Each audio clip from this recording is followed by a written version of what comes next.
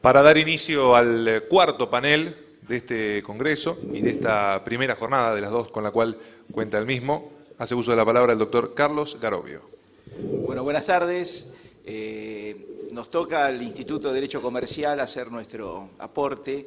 Habíamos planteado algunas dudas con el doctor Marchioni porque realmente desde el derecho comercial, propiamente dicho, sin abordar el tema de seguros, que después va a hablar el doctor Pons, realmente en las reformas constitucionales prácticamente no ha habido una injerencia directa. En cambio, sí, obviamente estamos todos inmersos en otra cuestión que tiene raíz constitucional, que es la reforma del Código. Así que habíamos planteado, decir, bueno, elegir en esta brevedad de tiempo que nos dan a cada instituto algunos de los temas centrales a modo de resumen de qué cambia, y sí, en esto cambia bastante, el tema de lo que queda del derecho comercial. Y la semana pasada hicimos un encuentro aquí en el colegio donde planteamos los desafíos, si era la adecuación al nuevo régimen o un cambio sustancial del tema comercial. Así que para tratar de respetar un poco las pautas del tiempo, le pedí a un viejo amigo, no por la edad, sino por los años que nos conocemos, que ha tenido el honor de dejar un poco el cargo, y es el estreno nuestro como director del instituto, a José María Cruzet, que haga de moderador, y aprovechamos la valiosa colaboración de un miembro y secretario del instituto, Javier Raman, sobre la reforma o la supresión del Estatuto del Comerciante, que creemos que vamos a hacer en muy pocos minutos una apretadísima síntesis de qué cambió el derecho comercial o lo que queda del derecho comercial a la luz de la nueva legislación. Bueno, buenas tardes, gracias. Carlos, muchas gracias. Hemos estado trabajando y es inquietud de todos los días el ya no proyecto de reforma, sino la reforma al Código Civil y Comercial de la Nación, que ya es ley por la número 26994. ¿Qué tiene en mira esta reforma a juicio de los comercialistas en general? Primero es la sustitución de un Código Civil por otro. Y segundo es la derogación de un Código de Comercio, diseminando en diversos artículos del Código Unificado diversos institutos comerciales. En una palabra, el Código Unificado lo que trata es de unificar todo el derecho privado, porque trata obligaciones y contratos, tiende a la uniformidad de las sociedades en un futuro con la Ley de Sociedades Comerciales y Civiles, y también en mira la unificación del régimen de privilegios. Pero para el comercialista, cuando lee todas estas reformas y demás, dice, ¿qué queda del derecho comercial, de ese derecho comercial que conocíamos? En apretada síntesis vamos a hacer al revés. ¿Qué desaparece del Código Unificado? Para poder después hacer comparaciones o que después ahonde en el tema el doctor Radman. En primer lugar, suprime el Estatuto del Comerciante, que estaba legislado en los artículos 1 a 74 del Código de Comercio, donde fijaba capacidades, derechos, obligaciones, registro y demás. No trata de nada, salvo en hechos y actos jurídicos cuando habla de sociedades en la obligación de llevar la contabilidad. Suprime el artículo 8 de actos de comercio, por el cual, si eras comerciante o si realizabas determinado tipo de actos, aunque no lo fueres, caías en la jurisdicción comercial. Suprime los registros públicos de comercio, es decir, registros públicos de comercio que daban la matrícula de comerciante, la fidelidad de los actos que se guardaban y demás, que estaban legislados en los artículos 32 y 42. Elimina totalmente lo que sea agentes y auxiliares de comercio. Tiende a uniformar el régimen de sociedades, ya que crea, mejor dicho, no deroga la 19.550, sino le agrega determinados artículos, incluyendo entre los más llamativos el de la sociedad constituida la sociedad por un solo miembro. Pero lamentablemente limita a ese tipo de sociedad a las sociedades anónimas y además las hace entrar dentro del régimen de contralor que establece el artículo 299 de la Ley de Sociedades. ¿Y qué nos deja? Nos deja mención del derecho empresario, porque cuando habla de las obligaciones de las personas que realizan una actividad económica para llevar contabilidad, ya ahí está asomando la idea del derecho empresario. Pero no nos dice otra cosa, no nos dice otra cosa, es decir, que vamos a tener que aprender y manejarnos con otros conceptos dentro del derecho comercial que no son los que en este momento nos regían. Creo ya que, dado el panorama general, el doctor Raldman puede hablar de uno de los temas que más urticantes y que nos preocupa, que es la supresión del Estatuto del Comerciante. Antes que todo, bueno, muchas gracias a los doctores Garobio y al doctor Cruzet, a quien agradezco no solamente que me haya antecedido, sino todo lo que nos ha aportado al Instituto en los últimos 20 años, de los cuales yo no fui parte de los últimos 20 años, pero nos ha abierto el camino a todos los que venimos atrás para desarrollarnos en este instituto que siempre tiene las puertas abiertas para todos los que sentimos una cierta pasión por esta rama del derecho. Como nos decía el doctor Garobio, fue motivo no de discusión, pero sí de intercambio de ideas, ver qué es lo que podíamos aportar desde nuestro instituto con posterioridad a la reforma del 94, y no era mucho. De hecho, hoy la mayoría de los comercialistas y los civilistas estamos abocados a estudiar, entender, aplicar cuando sea necesario, enseñar todo lo que nos va a traer este nuevo código ya ley sancionada por el Congreso y que va a entrar en vigencia en 2016. Para los que todos los días ejercemos nuestra profesión, ha sido casi un llamado de atención y un pánico generalizado. Dice, hay que ponerse a estudiar de nuevo. Y sí, es verdad, hay que ponerse a estudiar de nuevo. Y ahí estamos nosotros como para intentar desandar este camino de aprendizaje para ver qué podemos aportar desde nuestro lugar para el resto de los colegas y nutrirnos también de las ideas de los otros colegas que van a padecer los mismos problemas que tenemos nosotros, teniendo en cuenta que es un código que va a ser un misterio en cuanto a su aplicación judicial, jurisprudencial, hasta tanto empiecen a haber fallos relativos a todas estas cuestiones nuevas. Un poco en el tema que nos ocupa,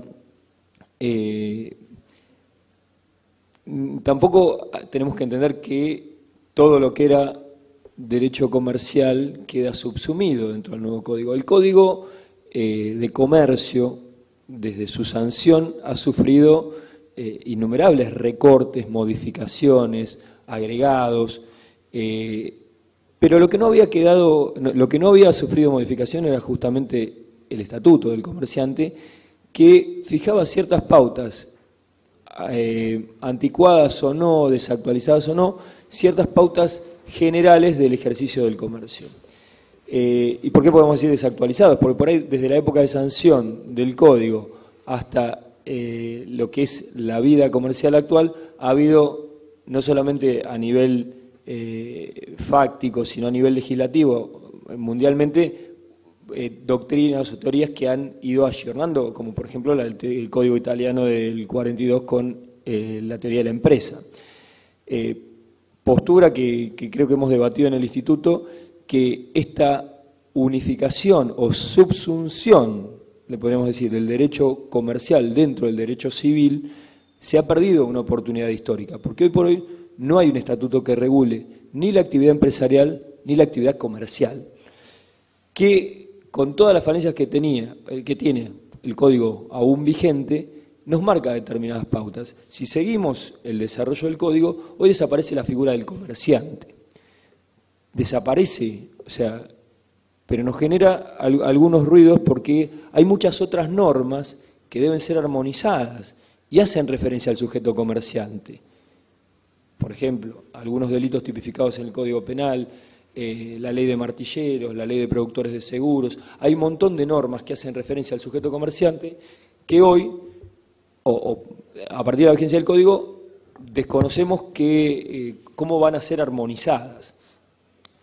Asimismo, el Código que va a entrar en vigencia regula un montón de instituciones del derecho comercial, por ejemplo, los contratos unificados, lo cual es loable que no haya figuras repetidas, pero hay algunos que claramente son comerciales por su objeto y por el lucro que está inserto en los mismos, que al no estar dentro de una ley de carácter comercial, no sabemos a qué jurisdicción van a tener que acudir a solucionar sus diferendos.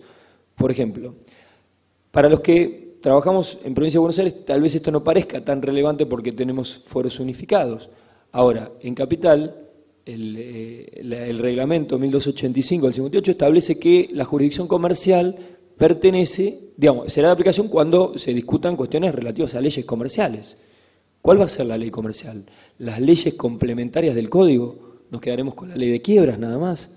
¿La ley de sociedades que de alguna manera queda incorporada? ¿Qué es? ¿La ley de sociedades va a ser una ley civil, va a ser una ley comercial? Nos empieza a generar un montón de ruidos. Y el objeto de esta ponencia justamente era esa, era empezar a ver dónde nos vamos a parar. Hay muchas cuestiones relativas. Por ejemplo, la capacidad que regulaba el Código de Comercio, la capacidad para ejercer el comercio, hoy deja de estar regulada, o dejará de estar regulada a partir del 2016. ¿Qué quiere decir? Que no hay más incompatibilidades para el ejercicio del comercio. Los jueces podrán ejercer el comercio, los fallidos podrán ejercer, los curas. ¿Por qué no? Digo, hay muchas cuestiones que empiezan a hacer ruido y no sabemos a dónde nos van a llevar. La obligación de rendir cuentas propia de los comerciantes, hoy quedaría solamente inserta dentro del contrato de mandato. Tal vez sí. O sea, era una de las... Yo me acuerdo, estudiando Derecho Comercial en la facultad, era la única verdadera obligación del comerciante. El resto eran cargas, ¿sí? La obligación de rendir cuentas, sobre todo porque opera muchas veces por cuenta ajena.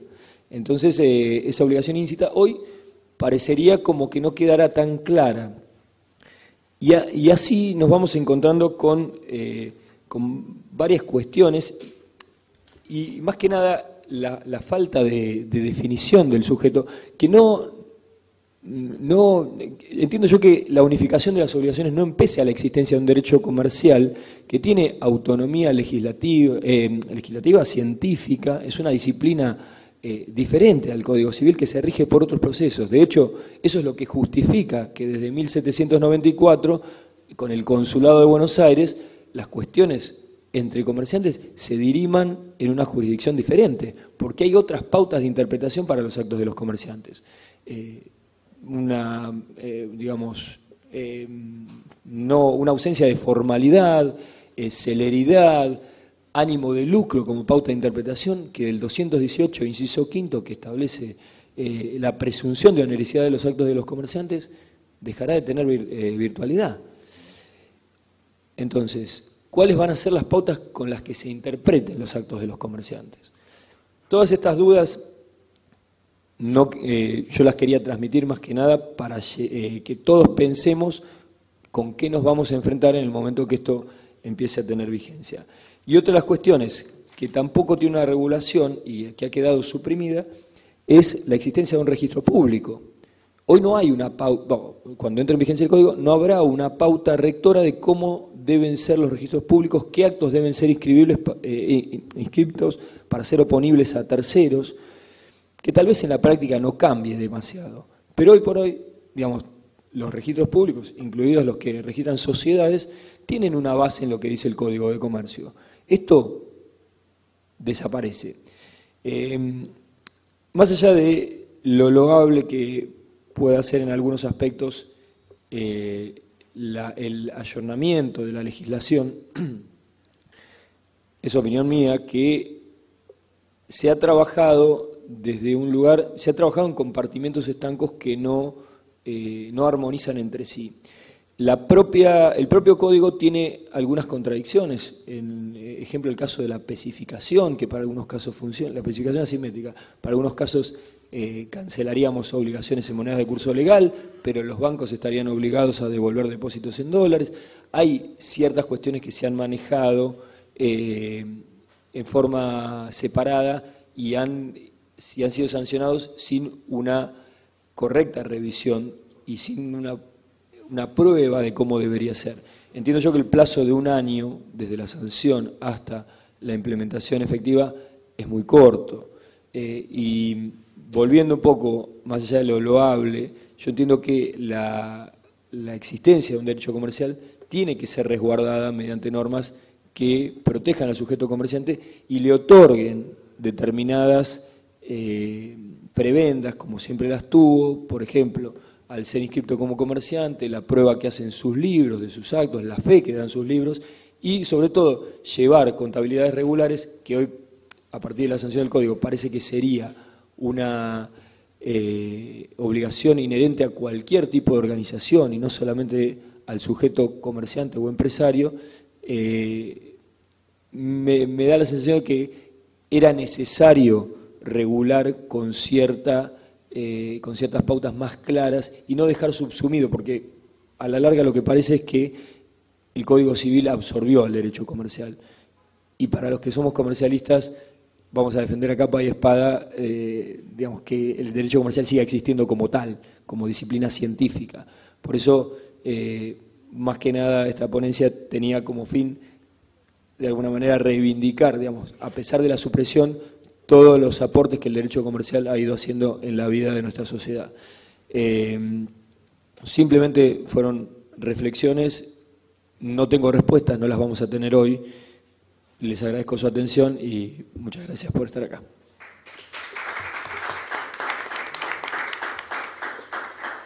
¿Alguna pregunta o comentario para los doctores? ¿Quieres? Sí, sí. Sí.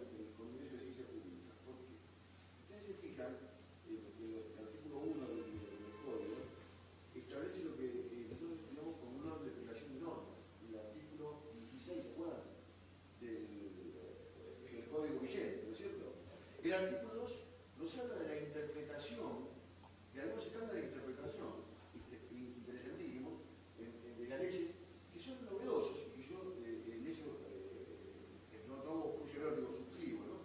Recurrir a tratados internacionales, ya una referencia de la financiación de que hablaba del CETI, un titulaje de tantos años, de trabajo. El artículo 2, los valores jurídicos y el concepto de finalidad y interpretación de la ley, que me serviría con un congreso separado de la actividad civil. Y el artículo 3, que nos habla de la incorporación del estándar jurídico de la racionalidad. Ese estándar jurídico que habían desarrollado los constitucionalistas, sacándolo del estándar jurídico de la racionalidad constitucional que venía de la... ¿Cuál es la pregunta? Esos tres artículos, teóricamente, son la fuente de interpretación de los actos que no sabemos después todavía cuáles son, civiles y comerciales al mismo tiempo. Esa es la pregunta que nos hacemos los derechos comerciales. Y le podemos aplicar el mismo orden de relación a los actos civiles que usa o a los actos comerciales. No. ¿Hay actos comerciales? Hay actos comerciales. ¿No? Primera pregunta. Segundo, ¿lo vemos todos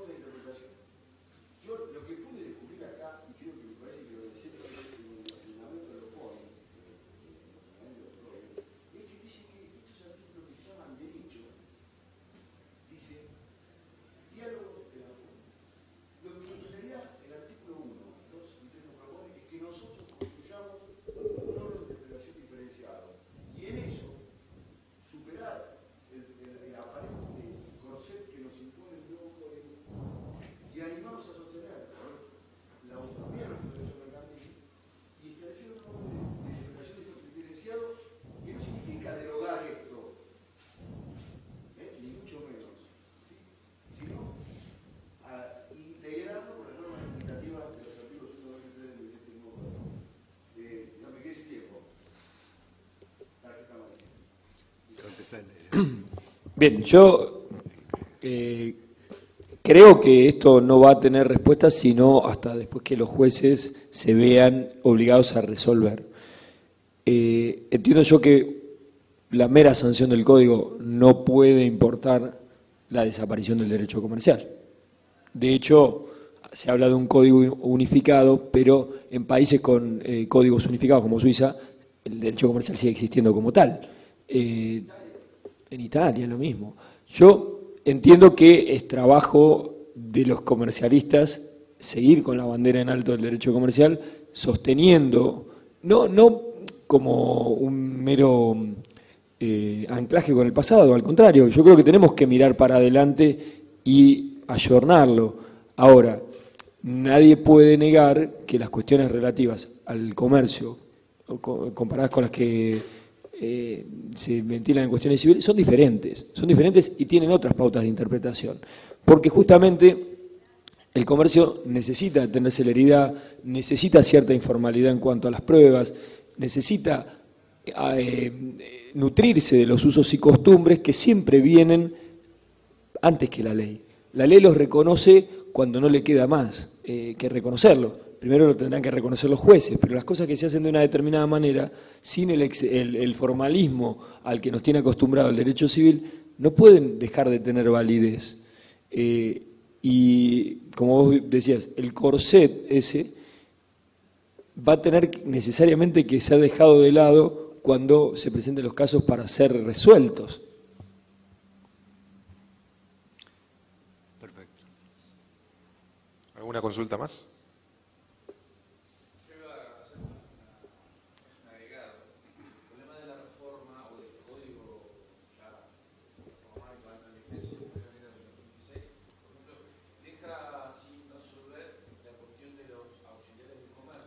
Supremo. En el caso de los martilleros, que tanto postulan desde el Colegio Martillero Provincial la calidad de profesional que no tienen, son auxiliares de comercio. Y cabe resaltarlo porque las consecuencias o efectos jurídicos de su calidad personal, más allá de la jurisprudencia que está dividida, pero si vemos el Código de Comercio actual, claramente establece cuál es su categoría. Bueno, con el nuevo código parece ser que serán profesionales asimilables a la categoría de la profesión independiente. Lo que pasa es que con el Código Unificado, los regímenes especiales de martilleros, corredores está previsto en el Código Unificado, martilleros, agentes de bolsa, agentes de seguros, etcétera, están vigentes por los regímenes especiales, o sea que es totalmente aparte y no está legislado. O sea, va a ser un problema con los martilleros en todo caso en el futuro. Sí, es cierto, es así. Muy bien.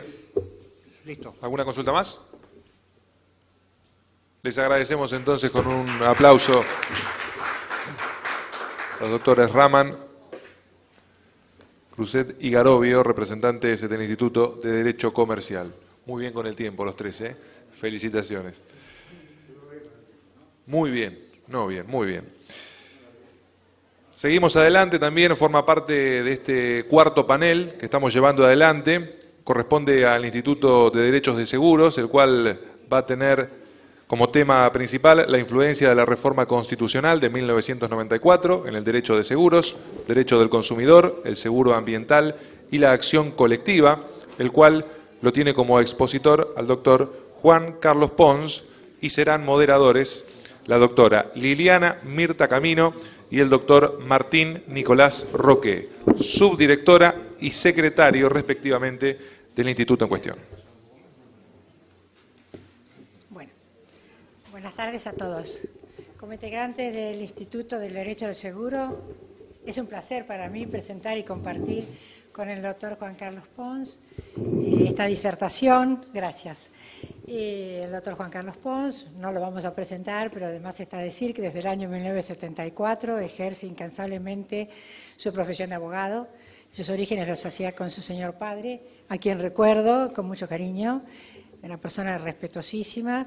Bueno, actualmente el doctor es docente, apoderado de varias compañías de seguros, nuestro director del Instituto del Derecho de Seguro, representante de AIDA, en fin. Pero una categoría muy especial, es fanático hincha del Club Estudiante de La Plata. Al punto tal que cuando nuestra reunión coincide con un partido, suspendemos la reunión y se va al partido. Bueno, el doctor, ya como dijo el señor, nos va a conversar, a hablar, seguramente muy atinadamente sobre la reforma en el seguro, derecho del consumidor, el seguro ambiental y la dación de clases. Doctor, lo guardamos.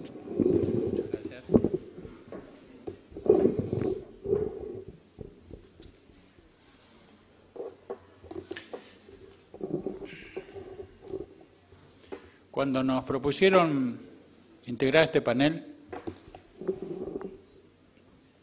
realizando una ligación entre la reforma constitucional del 94 y el derecho de seguros, rápidamente pensamos en tres aristas: el derecho del consumidor, el daño ambiental y las acciones de clase. Desde hace muy poco tiempo estoy integrando el Comité Ejecutivo de la Asociación Argentina de Derechos Seguros, que es integrando una lista opositora que triunfó en las últimas elecciones, y toqué este tema. Y compartieron todos los miembros del Consejo esta inquietud y no encontraron otra arista más que estas tres. La del derecho al consumidor, la del daño ambiental y la de la acción de clases están todas sancionadas en la Constitución del 94 correlativamente en los artículos 41, 42 y 43. La que más polvareda quizás ha levantado es la de derecho al consumidor por su relación o no con el derecho de seguros y su influencia. Tal es así que se ha llegado a discutir si es o no aplicable al derecho de seguros la normativa consumerista. Ya les voy anticipando mi opinión negativa por un montón de situaciones que se han venido dando en todo este tiempo. Cuando se sanciona la primigenia ley 24240, al definir al consumidor, se indicaba que eran aquellos que fueran personas físicas o jurídicas, adquirieran o utilizaran bienes en forma gratuita u onerosa como destinatario final en beneficio propio de su grupo familiar o social. Es decir, que en principio acá quedaba al margen el derecho a seguros porque estaba considerado como un servicio. Frente a ello se provoca la primera reforma de esta ley 24240 con la sanción de la 26361, que en su artículo primero textualmente reza hoy que la presente ley tiene por objeto la defensa del consumidor o usuario, entendiéndose por tal a toda persona física o jurídica que adquiere o utiliza bienes o servicios, y ahí se creyó que ingresaba el derecho de seguros, en forma gratuita o onerosa como destinatario final en beneficio propio de su grupo familiar o social. El artículo continúa, pero después lo vamos a seguir leyendo. Aquí es cuando, al modificarse esta ley e incluirse la categoría de servicios, como el seguro en principio es un servicio, se consideró que quedaba incluido. Y ahí empieza todo el problema. Ahí empieza la lucha en la doctrina, en la jurisprudencia. Se dividen las aguas entre los que consideraban que estaba incluido y que no estaba incluido. Quizás el máximo defensor de que estaba incluido era el doctrinario Waldo Sobrino, y por otro lado había una playa de doctrinarios que consideraban que esto no era así, por varias razones. La primera, porque la ley de consumidor es una ley general, entonces sostenían que una ley general posterior no podía modificar una ley especial anterior. Después que el seguro es un régimen especial que está basado en un cálculo técnico actuarial y que cuenta con un órgano especial, que es la Superintendencia de Seguros de la Nación, como organismo específico de control, y que por lo tanto no estaba alcanzado por el régimen de esta ley consumerista. Esta cuestión se agrava porque en la redacción del artículo primero de la ley 26361, que modificó el primero de la 24240, se crea la figura conocida como bystander, que textualmente dice: se considera a sí mismo consumidor o usuario a quien, sin ser parte de una relación de consumo, como consecuencia o en ocasión de ello adquiere o utiliza bienes o servicios como destinatario final en beneficio propio de su grupo familiar o social, y a quien de cualquier manera está expuesto a una relación de consumo. Y en este párrafo final está la clave de la cuestión. Esta es la figura del bystander. El bystander es aquella persona expuesta a una relación de consumo, y por eso se consideraba que el tercero, víctima o damnificado, quedaba incluido en la relación con la aseguradora dentro de esta normativa. Pero resulta que no nos podemos olvidar lo que dijo el reformador Borda cuando sostenía que toda norma se dicta con un propósito determinado, que el intérprete debe tenerlo en cuenta para que ese fin se cumpla. ¿Qué quiere decir esto? Que hay que ir al origen, como siempre iba Vélez, por eso lamento que hoy no tengamos el Código de Vélez. No solo por el Código en sí, sino por su fuente normativa, por sus notas, que eran otro código. Y acá hay que hacer eso. ¿Cuál es la fuente de esta norma consumerista? ¿Cuál es la fuente de este bystander? La fuente es nada más y nada menos, como lo señalan muy bien Rubén Stiglitz y Ramón Pizarro, en un artículo de imperdible lectura que se los recomiendo, está publicado en la revista La Ley, tomo 2009, letra B larga, página 949, que nos recuerdan que la fuente de la figura ha sido el artículo 29 del Código Brasileiro de Defensa del Consumidor. ¿Qué se encuentra? Esto hay que tenerlo en cuenta. ¿Qué se encuentra en el capítulo dedicado a prácticas comerciales? Que dispone que para los fines de este capítulo y del siguiente, y el siguiente son los contratos abusivos, equipáranse a los consumidores todas las personas determinadas o no, expuestas a las prácticas aquí previstas, y explican que la Ley 26.361 trasplantó una frase, la de estar expuesto, incluida en la fuente del artículo 29 brasileño, pero en otro contexto, el de los terceros expuestos a prácticas y contratos abusivos.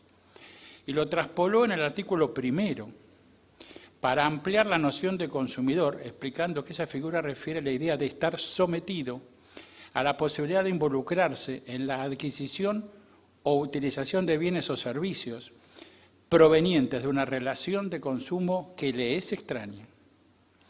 Cuestión ajena a la representación que se hace, por ejemplo, del tercero damnificado. Es decir, que la figura del consumidor expuesto, o bystander, debe interpretarse en el sentido de su fuente, el artículo 29, dónde estaba colocado en ese orden normativo. Es decir, lo contempla, estamos de acuerdo, pero en relación a las prácticas comerciales, no como una noción general. Está especificado en las prácticas comerciales y solamente para el caso de las prácticas comerciales abusivas. Y esto es determinante.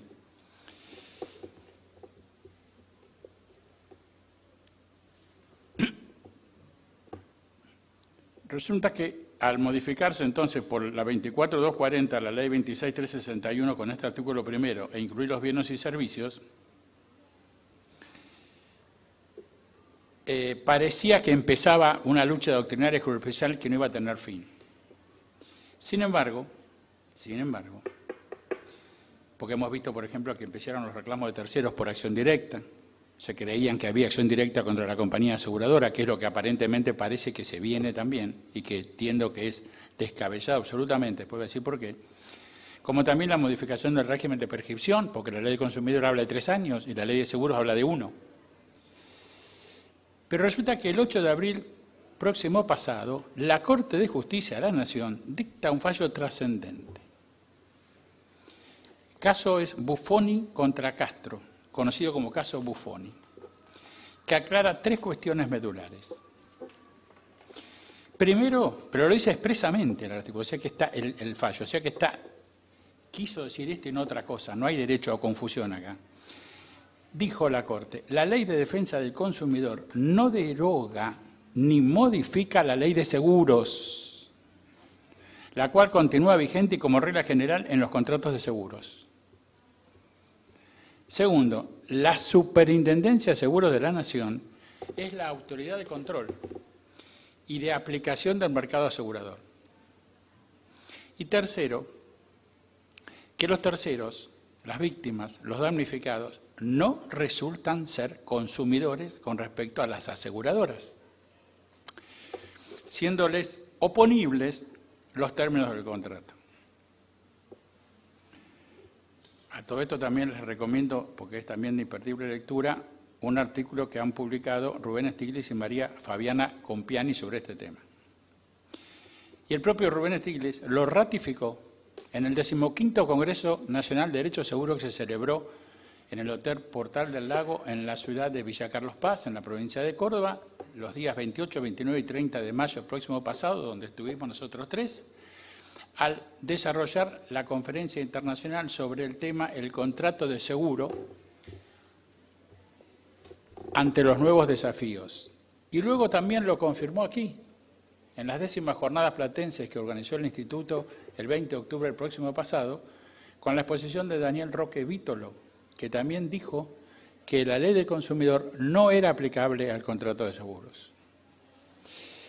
Y como si fuera poco, llega la frutilla al postre, que es la sanción de este nuevo código. Y en este nuevo código, que va a entrar en vigencia el 1 de enero del 2016, yo a esta altura me pregunto, ¿entrará en vigencia? Con todo lo que se dice que se va a modificar, donde indubitablemente se aclara esta cuestión, en especial en el artículo 1093 del nuevo cuerpo normativo, por intermedio del cual se elimina la figura del valle estándar. Y según la exposición de motivos del nuevo Código de Fondo, se soluciona así un problema que había levantado mucha polvareda en doctrina y jurisprudencia, procurando arrojar luz definitiva sobre el tema. Lo que dice la exposición de motivos es que ha sido imprescindible una reforma parcial de la Ley de Defensa del Consumidor a fin de ajustar sus términos en los puntos que la doctrina ha señalado como defectuosos o insuficientes. Más claro, échenle agua. Exposición de motivos, mensaje del Poder Ejecutivo Nacional, número 884/12 del año 12, páginas 527 y 528. Con esto creo que no puede quedar dudas de que la Ley de Defensa del Consumidor no se aplica, al menos por ahora, salvo que se modifique alguna norma, a la Ley de Seguros. Y el que piense lo contrario se va a tener que estrellar contra esta normativa que está vigente y contra el fallo de la Corte, que es contundente. Y el fallo de la Corte es de agosto del año pasado, ¿cuándo es que dije? De abril de este año, 8 de abril de este año, justo el día del nacimiento de mi padre, 8 de abril, en homenaje a él. En homenaje a él, ¿sí? ¿Te acuerdas? Bueno. Así que esto es lo primero que podemos aportar en cuanto a la relación que tiene el derecho de seguros con la reforma constitucional del 94 en cuanto a la Ley de Defensa del Consumidor. Hay mucho más para hablar sobre el tema, pero un poco el tiempo nos apura, por eso quiero completar las otras dos ideas. El segundo tema es el derecho ambiental. La Constitución del 94 garantiza en el artículo 41 el acceso a un medio ambiente sano y limpio y prevé la contratación de seguros por quien pueda efectuarlo. En general, la Ley del Ambiente 25.675, sancionada en el año 2002 y que empezó a reglamentarse 5 años después, en el 2007, exige en su artículo 22 un seguro obligatorio en estos términos. Toda persona física o jurídica, pública o privada, que realice actividades riesgosas para el medio ambiente, los ecosistemas y sus elementos constitutivos, deberá contratar un seguro de cobertura con entidad suficiente para garantizar el financiamiento de la recomposición del daño que en su tipo pudiera producir. Asimismo, según el caso y las posibilidades, podrá integrar un fondo de restauración ambiental que posibilite la instrumentación de acciones de reparación. Por cierto que hay fuertes cuestionamientos tanto de las empresas obligadas como de las aseguradoras para la implementación de este contrato. Todos exigen, ante todo, que se fijen límites máximos por ley y a todos les preocupa la falta de seguridad jurídica que hay en la materia. Pero por otro lado también les atrae porque estamos frente a un fenomenal y potencial negocio. Es decir, ¿cómo hacemos jugar estas dos cosas? Es riesgoso el negocio, obviamente. En el Congreso obra un proyecto de modificación del artículo 22 porque así como está redactado el seguro ambiental obligatorio es realmente inasegurable. A la fecha, esa póliza de seguros que todos están esperando todavía no ha sido regulada por la Superintendencia de Seguros de la Nación y por ende no hay aseguradoras que la comercialicen, salvo en nuestro país un caso excepcional, que es la Meridional, que fue la primera compañía en lanzarse al mercado, obviamente con una póliza acotada, pero al menos hay una que lo tiene. A nivel internacional son 4 las empresas que lo han hecho: Liberty, XL, ACE y Aegis. Las 4 interiorizadas en comercializar este tipo de contrato de seguro mediante la póliza respectiva. ¿Cuál es el problema que trae aparejado este seguro ambiental? Que importaría una cobertura ilimitada en cuanto a riesgos cubiertos, relativo a montos de cobertura, tiempo y alcance de vigencia, lo que evidentemente impediría realizar el cálculo técnico actuarial para determinar la prima a percibir, por ejemplo, y si llegara a hacerlo, resultaría muy elevada, es decir, que es prácticamente de imposible contratación. Sin perjuicio de ello, algunas empresas comercializan pólizas de caución o garantías ante determinados trabajos a realizar y que pueden afectar el medio ambiente, las cuales cuentan hoy con una muy limitada cobertura. Recuerden que la póliza única automotor, que está prevista por la resolución 361 del año 2000, redactada por la Superintendencia de Seguros de la Nación, establece cobertura de remediación ante derramamiento producido por un vehículo de carga de materiales peligrosos y de responsabilidad civil limitada. Hoy día la reducida oferta de pólizas, no solo acá, sino también en el mundo, está haciendo que los operadores desarrollen otras vías o busquen otras vías, otros instrumentos alternativos, porque la ley lo permite, la ley les deja esa puerta abierta. Obviamente no podía ser una ley cerrada porque era imposible de instrumentar. Por eso ya se habla de 3 casos. Uno sería el sistema de garantías recíprocas, que se llama SGR, que apunta a ser una alternativa interesante para las pymes. Y están trabajando con la gente de garantizar la SGR del Banco Nación. El segundo instrumento son lo que más abunda, que son los seguros de caución, que en teoría las compañías de caución no pueden dar garantías financieras puras, pero hay excepciones a esta ley, como la garantía de alquileres, que es una garantía financiera pura y está avanzando también en el armado de una póliza. Y finalmente se están desarrollando otra alternativa con un operador de bolsa. El diseño es el de un bono catastrófico llamado Cat Bond, equivalente al que se utiliza en la zona del Caribe para los huracanes. La ventaja que tiene este Cat Bond o bono catastrófico es que es una inversión para la empresa que compra una participación y como inversión produce una renta que se puede tener en el balance y la parte contingente no corriente queda afuera. Cuando se produce el siniestro, funciona como un verdadero seguro. De hecho, lo que hay detrás es un seguro, pero repartido y atomizado entre distintos grupos que participan de la parte de riesgo del bono. En realidad es un esquema financiero donde posiblemente participen los bancos.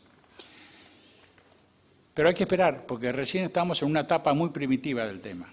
En síntesis, como dijera Ricardo Lorenzetti, presidente de la Corte, al hablar en el cierre de las jornadas sobre justicia y seguro organizadas por el Comité Asegurador Argentino, el contrato de seguro ambiental no va a funcionar con una ley, porque se requiere un mercado financiero y una institucionalización que hoy no tenemos. Finalmente, en cuanto a la acción de clases, que sería la tercera reforma que afecta al derecho de seguros, constitucionalmente hablando,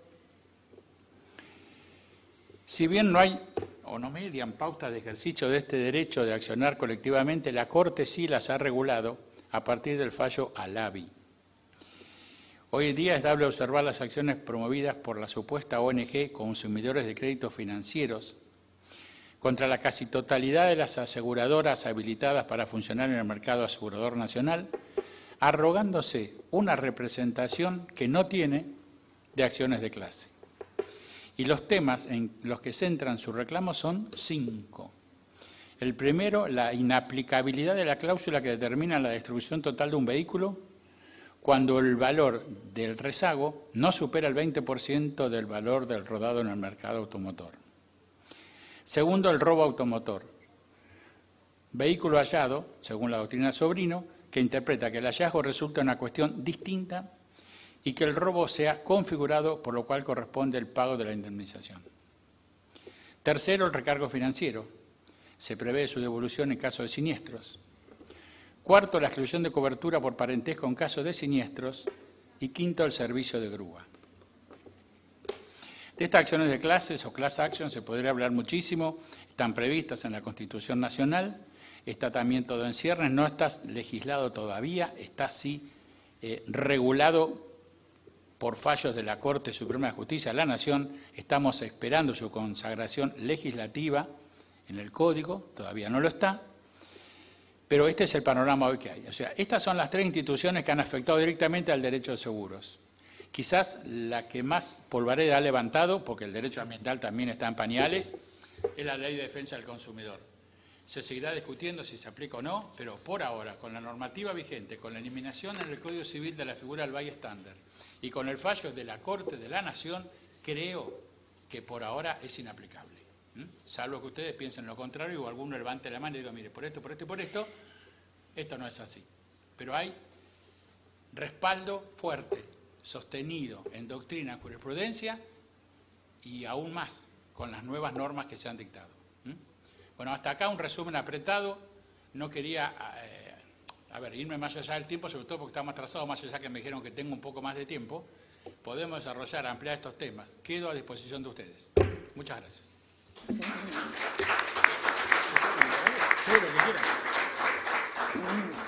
¿Preguntas o comentarios? Acá, Voy a aprovechar, secretario. ya que estamos, teniendo en cuenta que estamos charlando de los 20 años de la reforma de la Constitución, me tomé el atrevimiento de hacer un pequeño resumen de cuáles serían los artículos constitucionales que están vinculados a la temática del seguro y de dónde surgen estos 3 temas que trató recién el doctor Pons. En principio tenemos, como bien dijo Juan Carlos, los artículos 41, 42 y 43, pero no debemos olvidar el marco constitucional nuevo que da el artículo 75, inciso 22, al incorporar estos 11 tratados internacionales que tratan la temática de derechos humanos, a los que luego se le incorporan 2 tratados más. Y en principio, ¿cuáles serían los artículos de esos tratados implicados en esta temática? Encontramos el artículo 17 de la Declaración Americana de los Derechos y Deberes del Hombre y el artículo 8 de la Declaración Universal de Derechos Humanos, que garantizan el acceso a recursos efectivos ante tribunales nacionales competentes que ampare a los ciudadanos contra actos que violen sus derechos constitucionales o reconocidos por la ley. En este marco se contextualiza no solo la acción de amparo, sino también las llamadas acciones de clases, que fueron el último tema que tratamos, sobre las cuales la Corte mencionó que no hay una mora del legislador en tratar específicamente cuáles son los límites, y por eso la Corte, en el precedente Alavi, que es el que comenta Juan Carlos, se encarga de tratar de delimitar estas acciones de clase, aunque tengamos en cuenta que el fallo Alavi no trata aspectos patrimoniales, como puede ser el derecho de seguro, sino que trata cuestiones extrapatrimoniales. Después, el segundo tratado que viene al efecto sería el artículo 12, apartado segundo, inciso B, del Pacto Internacional de los Derechos Económicos, Sociales y Culturales, también incorporado a este 75, inciso 22, con jerarquía constitucional, que obliga a los Estados a tomar medidas para asegurar el derecho al medio ambiente. Y no solo tenemos este andamiaje constitucional, sino también el andamiaje supralegal, porque recuerden que la Constitución establece esta pirámide normativa, en donde están los tratados internacionales de derechos humanos a la par de la Constitución Nacional, y después establece el resto de los tratados con jerarquía superior a las leyes. Dentro del resto de estos tratados encontramos la Conferencia de Estocolmo del 72 y la Conferencia de Medio Ambiente y Desarrollo Humano de Río de Janeiro del año 92, en las cuales se trata en ambos la necesidad de que los Estados garanticen el medio ambiente sano para sus ciudadanos y la tutela efectiva de los derechos ambientales de los ciudadanos. En todo este marco se dicta luego la ley que trata los aspectos ambientales y, como bien dijo Juan Carlos, imposibilita hasta el momento la comercialización del seguro ambiental por la imposibilidad de transferir el riesgo ambiental a la entidad aseguradora, dado que no se establecen en la ley límites. Y cuando la reglamentación del Poder Ejecutivo intenta establecer límites, puede ser atacada de inconstitucionalidad debido a que las normas ambientales son de orden público. Bueno, unas pequeñas reflexiones nada más. Muy bien, muy bien. ¿Un comentario? ¿Alguna pregunta más?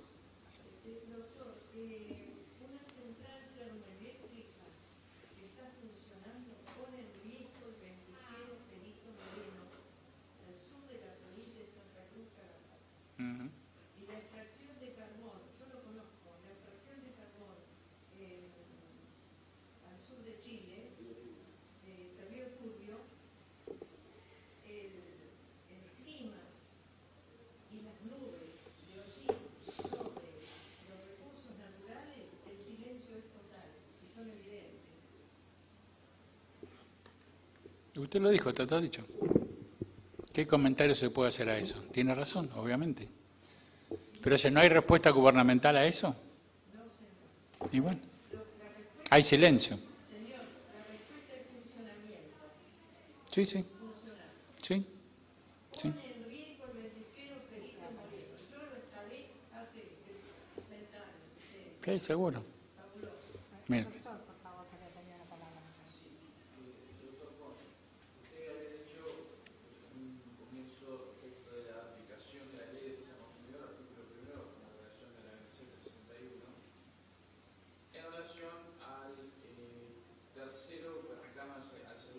Ujú. Salgo un poquito de ahí, pero sí voy a la aplicabilidad de la ley de consumidor con el co-contratante, o sea, el tomador del seguro. Ujú. Y yo considero que sí tiene que ser aplicable la ley de consumidor, porque amplía, sino, a partir del artículo 42 constitucional de la Nación y el 38 provincia, habla de la noción, la relación de consumo. O sea, es una protección constitucional que creo que tiene que aplicarse a los contratos como la prestación de servicios que se refiere a la actividad de seguro. Y la práctica que muchas veces hacemos los abogados, vemos como las aseguradoras, muchas, no digo todas, muchas compañías aseguradoras, someten al tomador de seguro o al contratante a divagar, el cual vulnera sus derechos constantemente. El reclamo que constantemente uno hace o a la compañía aseguradora o terminando en el consumidor o en tribunales. ¿Qué pasa con la acción sumarísima de consumo? No tendría virtualidad de utilizarla porque es un provecho de la parte de él y necesariamente el seguro es una empresa. Sí. Entonces, creo que es aplicable. En eso difiero, más allá del fallo que usted citó, pero que habla en realidad del tercero. El damnificado, sí. Eso es una cuestión que coincido con ustedes. Eso plenamente, obvio, no es inviable. Pero creo que ¿Y qué me diría usted si yo le digo que el seguro tiende a la acción directa contra la compañía aseguradora? Desaparece la figura del asegurado. Y lo que no estoy de acuerdo, obviamente, ¿no? Porque ¿qué pasaría si queda la relación entre el tercero, víctima, y la aseguradora durante el desarrollo del proceso cierra? Se cae. ¿Qué pasa? Y no tenés acción contra el asegurado, porque no lo tenés en el proceso y la acción está prescripta. Ajá. Y por otro lado, la gente que no entiende por qué él tiene que estar en el proceso si tiene seguro. Eso es un cuestionamiento que muchas veces te hacen. ¿Por qué tengo que estar yo en este proceso si tengo seguro y me cubre todo? ¿Por qué yo tengo que venir a declarar si mi hermano tuvo otro caso igual con otra compañía y nunca lo molestaron? Bueno, ¿qué quiere que le explique cómo viene una cosa y cómo viene la otra? Los juicios no son todos iguales. Pero eso se da.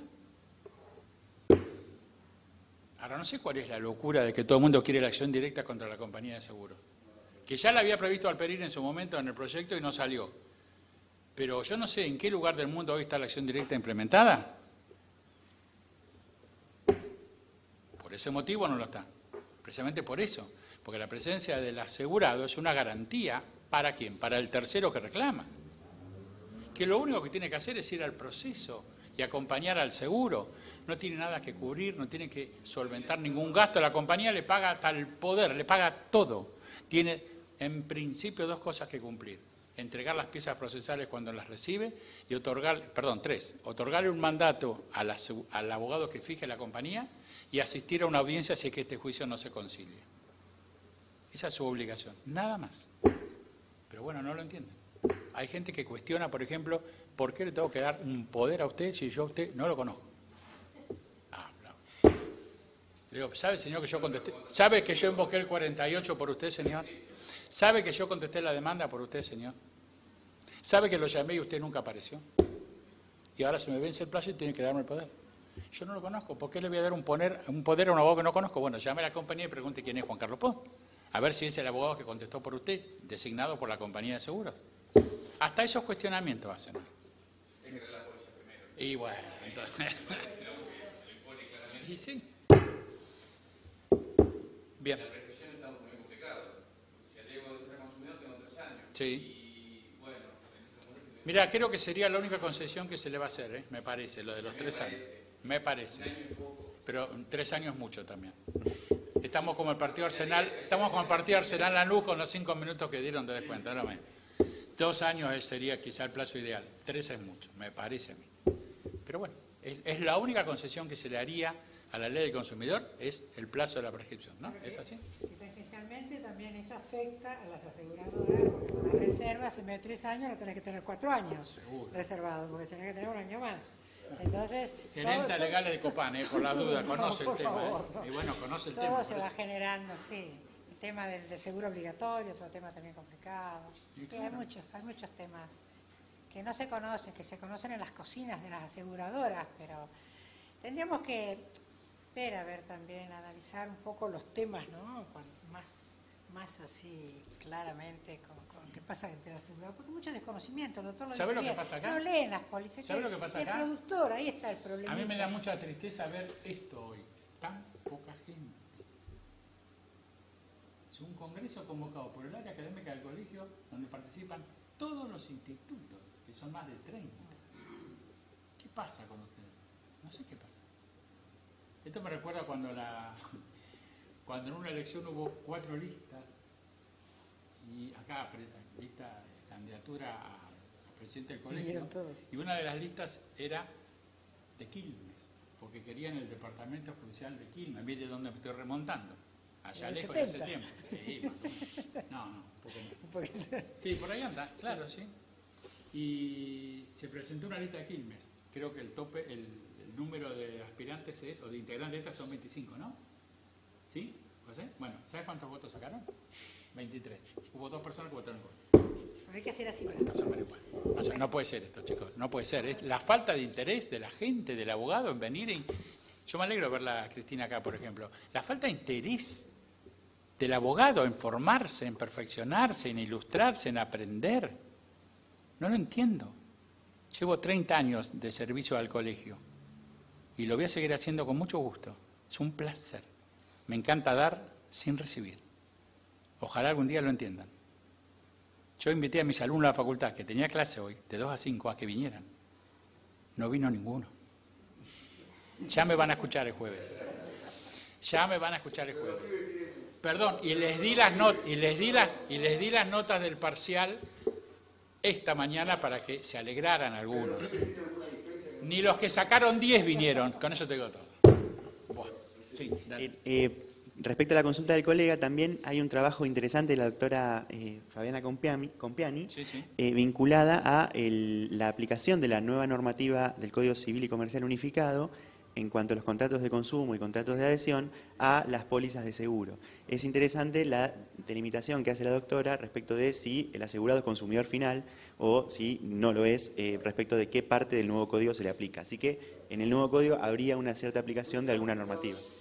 Eso, el artículo de la doctora Compiani está publicado en la ley, pero también, bueno, cualquier cosa se los podemos acercar nosotros vía correo electrónico. Bárbaro. Sí, cómo no.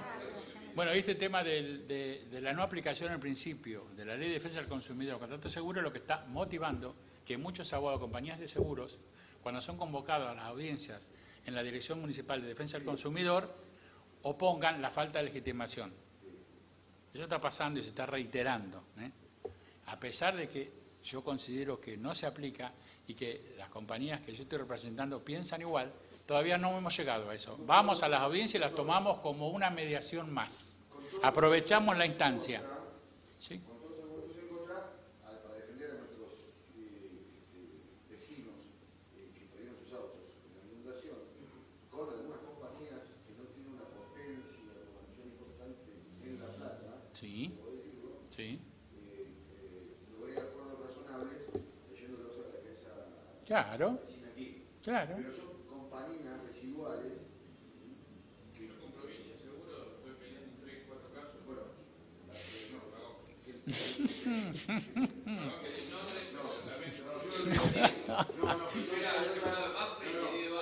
porque la doctora pertenece a una compañía de una presencia internacional. Así es.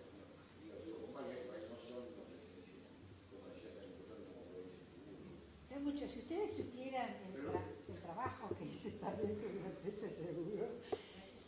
Porque ella fue muchos años abogada externa de Copar. Sí. Ahora está adentro, así que ahora la ve desde adentro el asunto. Sí. El ejemplo concreto, ¿no? La interpretación del concepto de la determinación del valor de un daño total o parcial y el régimen de la famosa neófila que se usa en esta materia, usted la conoce, El 20%. en el punto 4D, 4, 2A2. Ese que nadie lee, nadie entiende, bueno, ahí está chiquitito. Señor, sí, señor. Analicémonos. Yo me preguntaba como abogado, yo también me preguntaba, yo estaba con una sensibilidad. Yo también. Yo también. El auto y la casa. La doctora perdió el auto, le aviso también, por ese motivo. Ese tema del auto y la determinación del valor, yo preguntaba, en la mirada comercialista tradicional, asumiendo que el sistema de defensa del consumidor cortó transversalmente el derecho privado de los individuos privados. Sí. No solamente el derecho civil, sino el derecho comercial. La pregunta que yo me hacía era, ¿cómo no voy a aplicar los principios cuando la interpretación que me quiere hacer la compañía del artículo es que en realidad yo, según la opinión de dos peritos que son talleres y que basta analizar que, por ejemplo, no es lo mismo un análisis de plaza a plaza?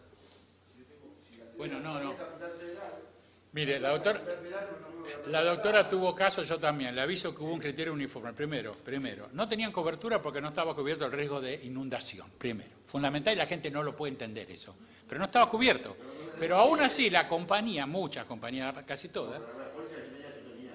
Bueno, nosotros no, pero bueno, no importa. Pero más allá de eso, se hicieron excepciones.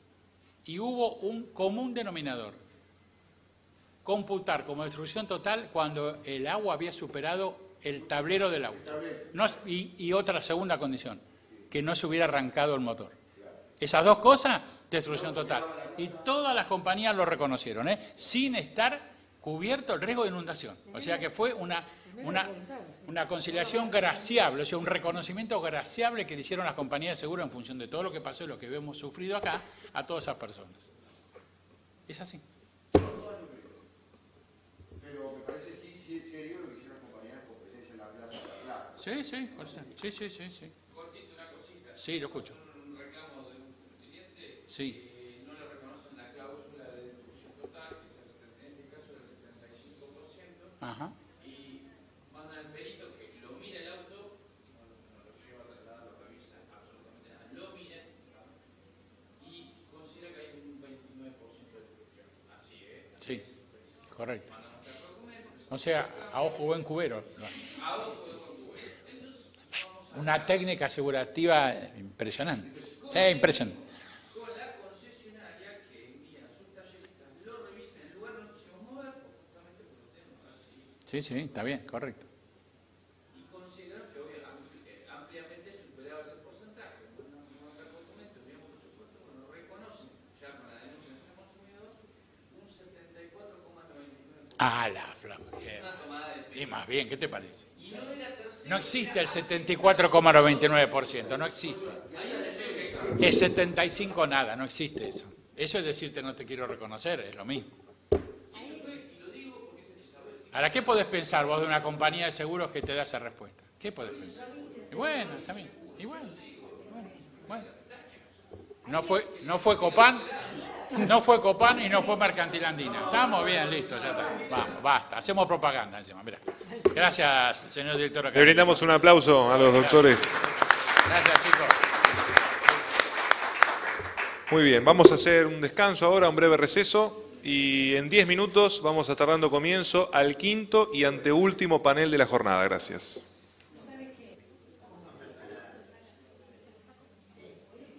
Ahora, me falta uno.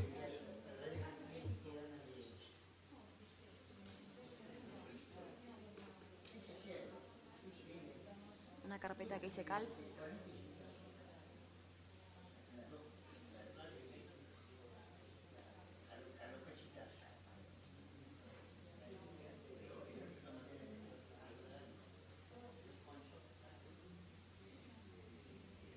La última que dice CAL, amarilla. Como yo, pues ya encontré cualquier cosa. Todo. La vida, sí. Afaname la cartera, pero no, déjame el pen. Ahí tengo también el tuyo. Ahí tenía los dos, bueno.